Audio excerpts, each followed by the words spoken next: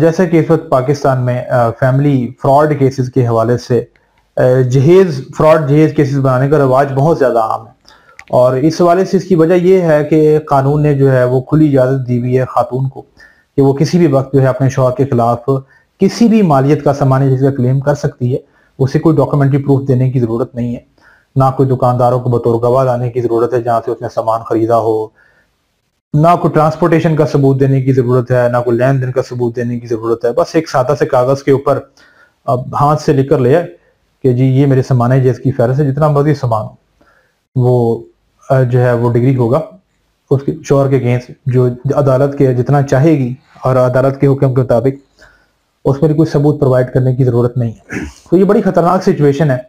और जितने भी अलहदगी के वाकयात हो रहे हैं तो जो लड़कियां भी अदालत जाती हैं फ्रॉड केसेस जो में सारे फहरिस्त जो है वो डाउरी का क्लेम होता है वो तो लाजमी बना करती हैं क्योंकि इसमें उनको सबसे ज्यादा पैसा मिलता है और अच्छे खासी दिहाड़ियां लग जाती हैं। बहुत सारी लड़कियों की तो बहुत ज्यादा दिहाड़ियां लग जाती हैं इसके अंदर। तो इससे बचने के लिए जो है बहुत ज्यादा मैंने कोई कानून की कुछ चीजें कोई खंगालने की कोशिश की, कुछ मुताला करने की कोशिश की कि इसका कोई हल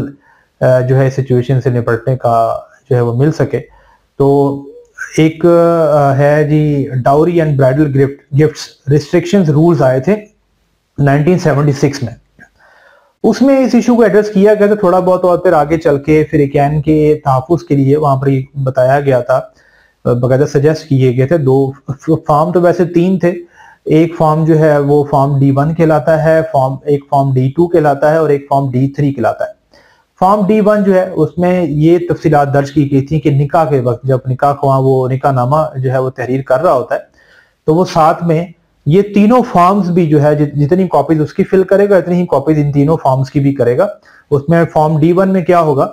कि जो जहेज या कोई जो तहाइफ लड़की के वालिदैन ने लड़की को दिए या उनके रिश्तेदारों ने कोई तोहफे दिए उसकी तफसील दर्ज कर दी जाए, एक फहरिस्त बना दी जाए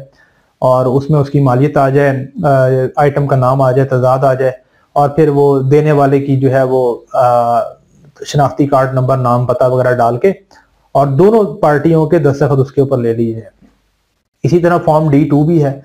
और फॉर्म D2 जो है उसमें यह था कि जो है ना लड़के की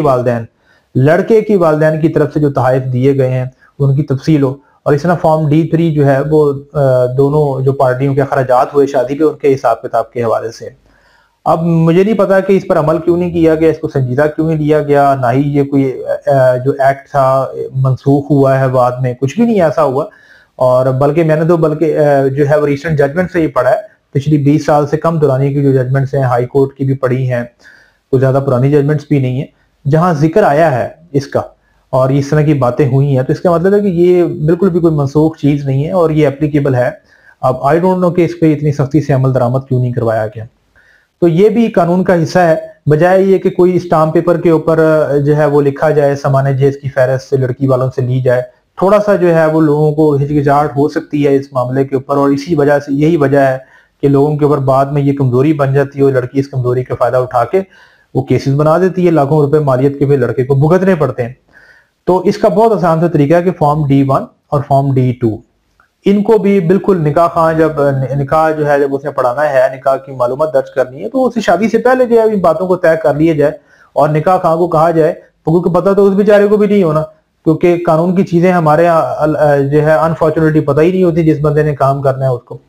तो उसको जो है फॉर्म D1 और D2 एटलीस्ट ये दो फॉर्म्स की जो है वो 4 कॉपीज जो है उसको प्रोवाइड की जाए, क्योंकि निकाह नामे की भी टोटल 4 कॉपीज होती हैं और वो फिर उन चारों को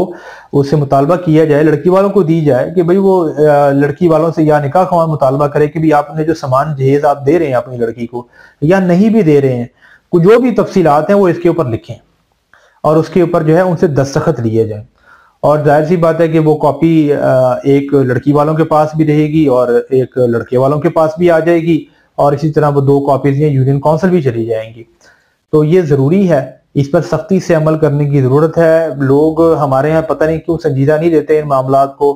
मैं तो काफी अरसे से जो है वो इन फ्रॉड केसेस के ऊपर बातचीत कर रहा हूँ, हल तलाश करने की कोशिशें कर रहा हूँ